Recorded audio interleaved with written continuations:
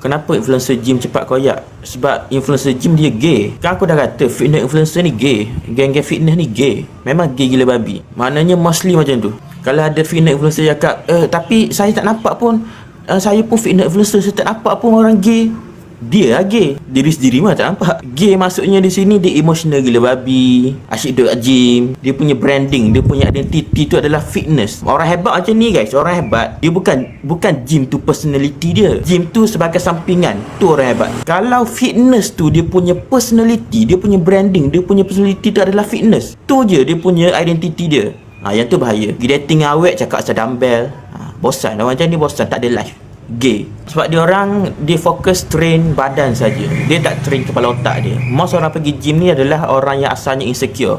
Tapi silap dia, kalau kau insecure, kau pergi gym, insecure tak sembuh. Benda dalam otak.